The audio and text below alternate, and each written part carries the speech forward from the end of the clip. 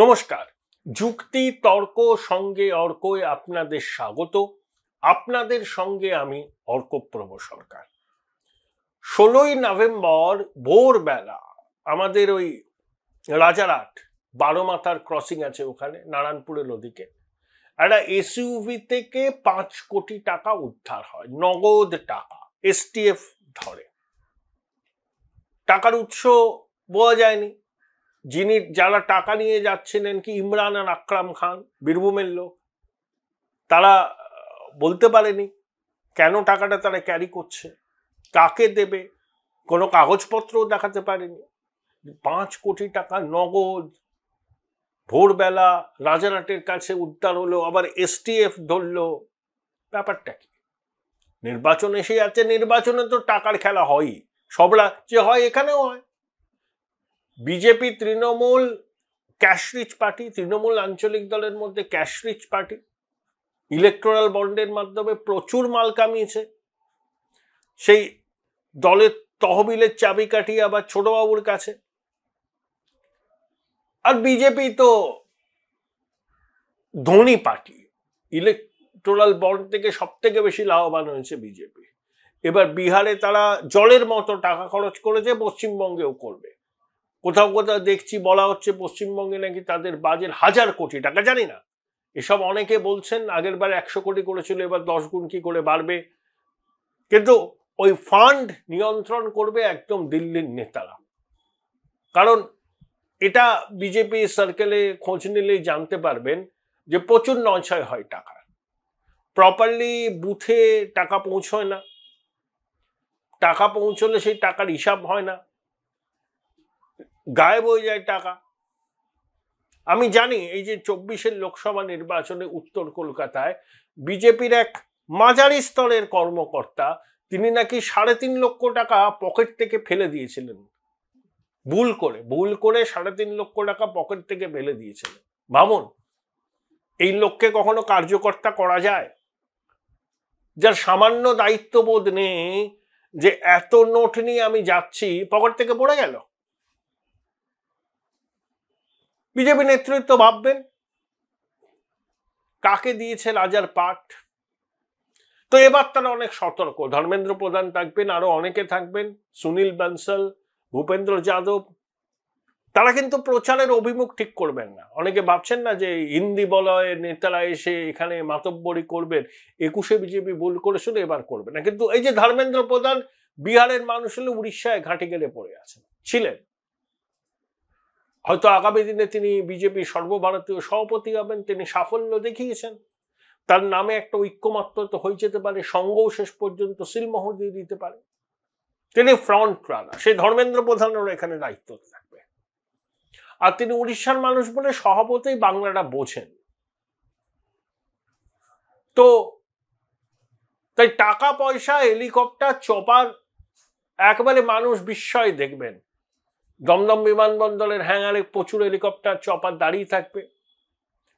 টাকা নিয়ে তৃণমূল বিজেপির কারোর কোনো সমস্যা নেই। কিন্তু এখনো তো প্রার্থী ঘোষণা হয়নি, এসআইআর চলছে,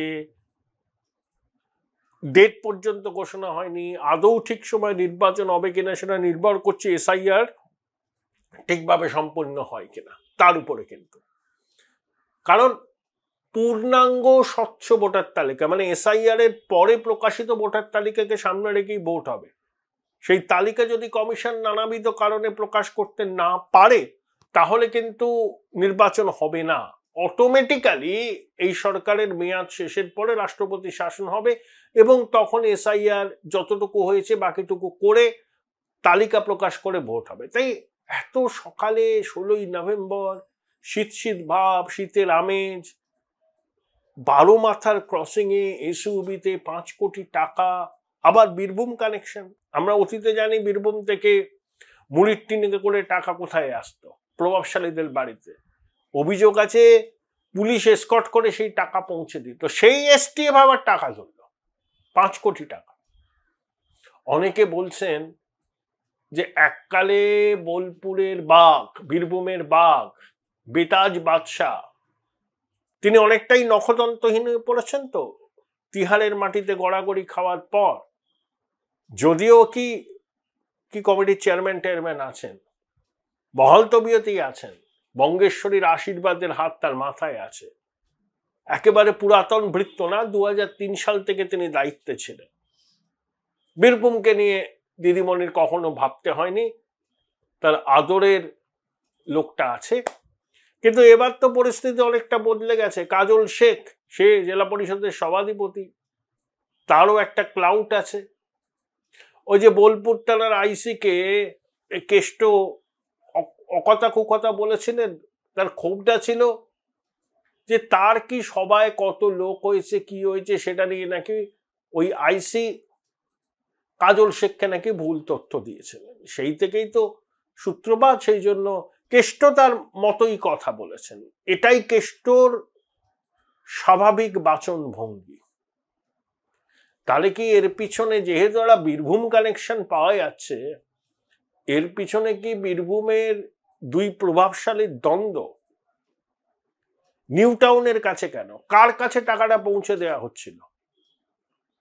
রিসিপিয়েন্টকে ধরাও বা পড়লো কেন? পুলিশকে কে টিপটা দিল? এখানেও অনেকে বলছেন যে তৃণমূলের গোষ্ঠীদ্বন্দ্বের জন্যই এটা হয়েছে। এর পিছনে বড় মাথা আছে। এক বড় মাথা আর এক বড় মাথাকে ফাঁসাতে চেয়েছে।